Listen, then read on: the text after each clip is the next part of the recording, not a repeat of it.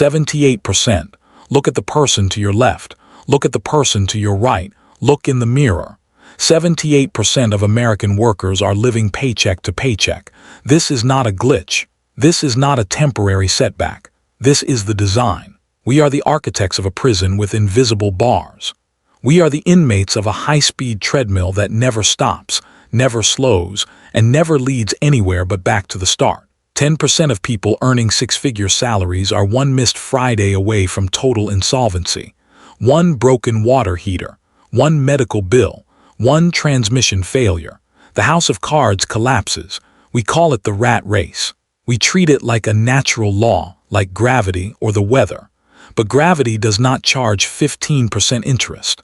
The weather does not send you a pre-approved credit card offer when you are at your lowest point. We are drowning in a sea of green paper, yet we have never been more thirsty.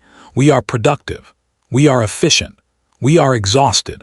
We produce value for the world like a furnace produces heat, but we keep none of it for ourselves. We are taught to be employees. We are groomed to be cogs. We are polished to be parts of a machine that belongs to someone else. The school bell rings and we move. The office clock ticks and we work.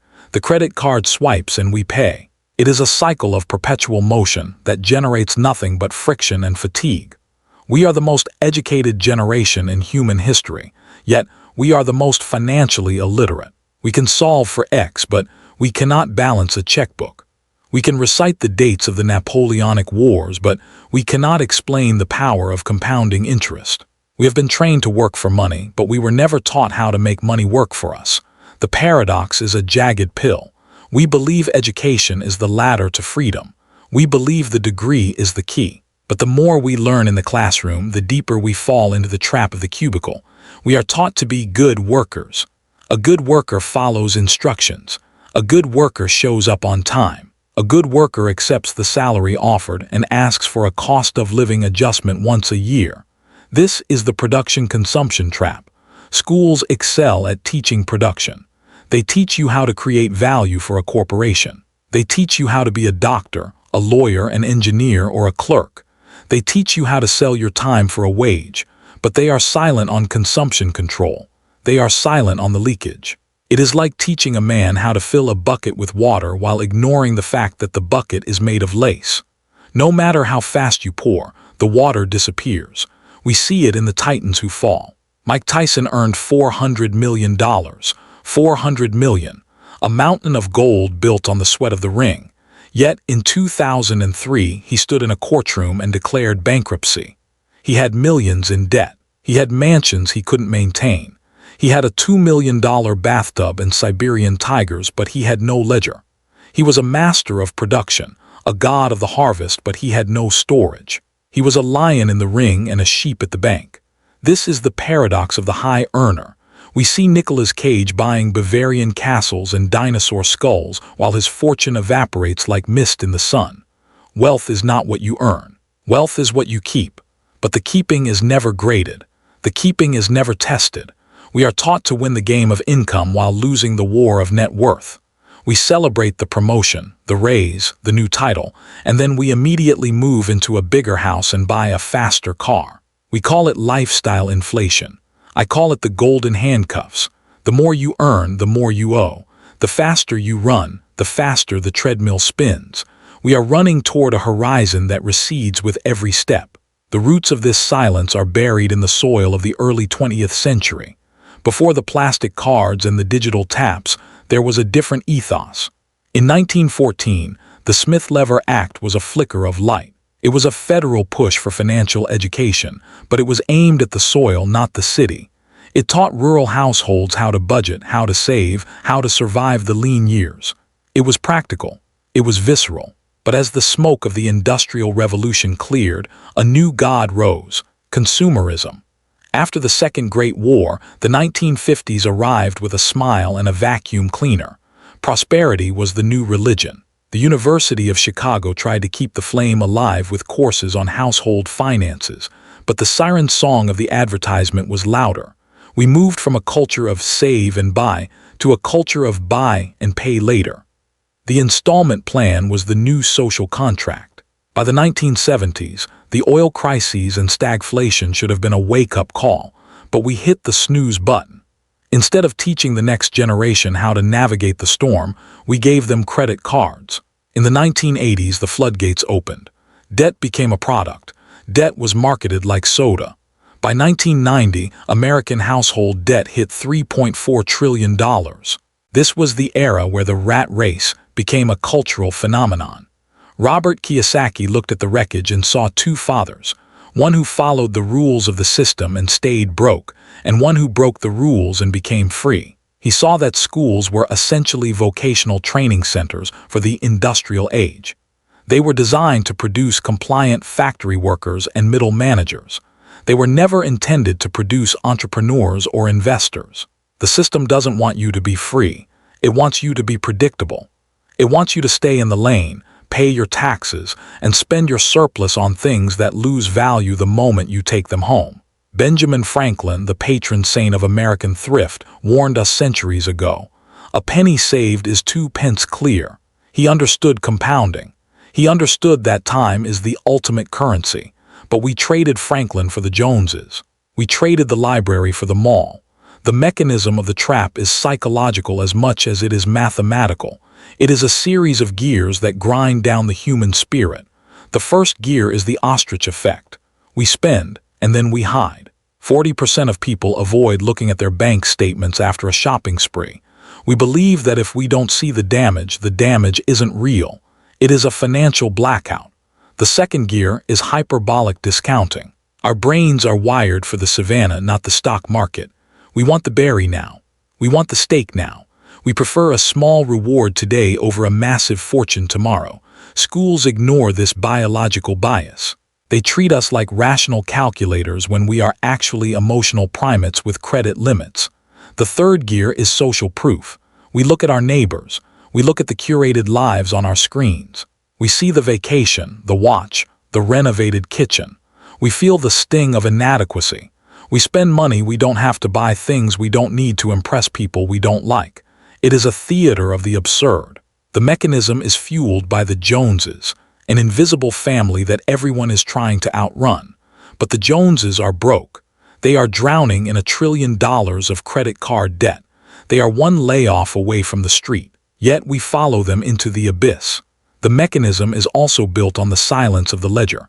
We are never taught to track the leakage. We are never taught that every dollar is a soldier. You can send your soldiers to work for you, or you can send them to die in the coffers of a retail giant. Most of us are sending our army to the slaughter every single day. We don't have an emergency fund. We have a credit line. We don't have a plan. We have a hope. And hope is not a financial strategy. The mechanism is efficient. It takes your time, converts it into money, and then lures you into giving that money back to the system in exchange for temporary status. The conclusion is a cold one. We live in a world of profound fragility. The financial illiteracy of the masses is the fuel for the prosperity of the few. It costs the economy $1.4 trillion a year in lost productivity and health crises. Financial stress is the silent killer in 50% of divorces. It is the shadow in the bedroom and the ghost at the dinner table. We have built a civilization on the back of a debt-fueled fantasy. We are told that we are the masters of our fate, but we are tethered to a debt we can never fully repay. The lottery winners provide the ultimate proof of the failure of the classroom. 70% of them go bankrupt within 7 years. They are given the keys to the kingdom, but they don't know how to lock the door. They have production, sudden, massive production, but zero consumption control. They are Mike Tyson with a bigger ticket. The only way out is to stop running, to stop looking at the person next to you and start looking at the ledger, to realize that school didn't fail you by accident. It failed you by design. It gave you the tools to be a part of the machine, but it never gave you the blueprint for the machine itself. To escape, you must become your own teacher. You must embrace the boredom of the budget. You must build the wall of the emergency fund. You must ignore the sirens of social media. True freedom is not the ability to buy anything you want. It is the ability to walk away from any table. It is the quiet power of having enough. The rat race only ends when the rat decides to leave the maze. The maze is made of paper. The walls are made of debt. The exit has been there the whole time, hidden behind the things they never taught us. We are not just workers. We are not just consumers. We are the architects of our own liberation, or the wardens of our own despair. The choice is the only thing that is truly ours. The clock is ticking. The interest is compounding. Which way will you turn? In the end, the ledger always balances. Every debt must be paid, either in gold or in years. Don't trade your life for a lifestyle. Don't trade your soul for a status symbol. Break the cycle. Close the book. Step off the treadmill. The world outside the cage is vast, and it is waiting for those who are brave enough to be broke for a while so they can be free for a lifetime. This is the lesson they missed. This is the truth they feared. This is your way out. Check the balance. Realize the cost. Stop running. Start building. The race is over when you say it is. The cage is open. Walk out. Just walk out. Stay silent long enough to hear the gears grinding. Then finally, turn the other way. Freedom isn't a paycheck. It's the moment you stop needing one to survive. It's the moment the machine stops owning you. It's the moment you realize the rat race was always a choice. Choose something else. Choose yourself. Choose the long game. The short game is for the losers. The long game is for the free. And you, my friend, were born to be free. Don't let the ledger tell you otherwise. Don't let the schoolhouse define your value. Your value is infinite. Your debt is temporary. Your future is unwritten. Write it in black ink. Write it with intent. Write it today. Because tomorrow is just another day on the treadmill, and the treadmill is getting faster. Stop, breathe, calculate, escape. It is the only thing left to do. It is the only way to truly live. The silence is over. The lesson begins now. Take the first step. The only step that matters. The step toward the exit. The step toward the light. The step toward the truth. You are not a rat. You are a human being. Act like it. Save like it. Invest like it. Live like it. The race is over. You won the moment you realized you didn't have to run. Now go and build something that lasts longer than a billing cycle. Build a life. Build a legacy.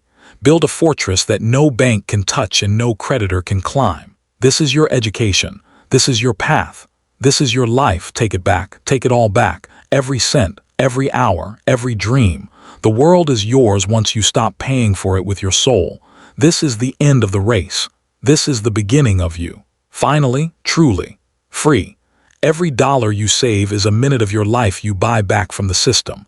Every investment you make is a brick in the wall of your autonomy. The schools taught you to be a tenant in your own life. It is time to become the owner. It is time to stop paying rent on your existence. It is time to own the air you breathe and the ground you stand on. No more excuses. No more ignorance. The data is here. The history is clear. The mechanism is exposed. What will you do with the knowledge? Will you go back to the treadmill, or will you walk into the sun? The choice is the only currency that never devalues. Spend it wisely. Spend it on yourself. Spend it on forever. The race is over. The exit is here. Walk through it. Now, before the bell rings again, before the next bill arrives, before you forget that you were ever meant for more than this. This is the final lesson. The only one that counts. You are the master. You are the key. You are the way out. Goodbye to the race. Hello to the world. It's a beautiful day to be free. It's a beautiful day to be debtless. It's a beautiful day to be you, without the handcuffs, without the cage, without the fear, just you. And the ledger and the future perfectly, absolutely free. At last, at long last, the race is done. The rat is gone. The human remains, and that is more than enough. That is everything. That is wealth. Real wealth. The kind they can't teach in school. The kind you have to find for yourself. You found it. Now don't ever let it go. Keep it, guard it, grow it. And never ever go back to the maze. The cheese was never worth the trap anyway. You know that now. We all know that now. The lights are coming up. The screen is going dark. The world is waiting. Go live, be free. That is the final grade. That is the only thing that matters. Class dismissed. Forever. Get out there and show them what a free person looks like. Show them what happens when the rat leaves the race. Show them the power of the ledger. Show them the beauty of the exit. It's your turn. It's your time. It's your life. Own it. Every single bit of it, starting now, starting this very second. The race is over. You win. You finally win. Congratulations. You are free. Now go live like it, every day, every way, every single moment. The treadmill is still spinning, but you're not on it. You're just watching it from the sidelines, smiling, because you know the secret. You know the way out, and you're never going back. Never, ever, again. Enjoy the silence, enjoy the peace, enjoy the wealth of being yourself. It's the best feeling in the world, and it's all yours. Forever, the end of the race, the beginning of everything else. The real world is waiting, and it's magnificent. Go see it. Go be a part of it. Go, just go. You're ready. You've always been ready. You just needed to hear it. Now you have, so go, be free, be wealthy, be you. The race is over. The world is yours. Take it. It's waiting. It's always been waiting. For you, just for you. This is it. The final word, the final thought, the final truth. You are free.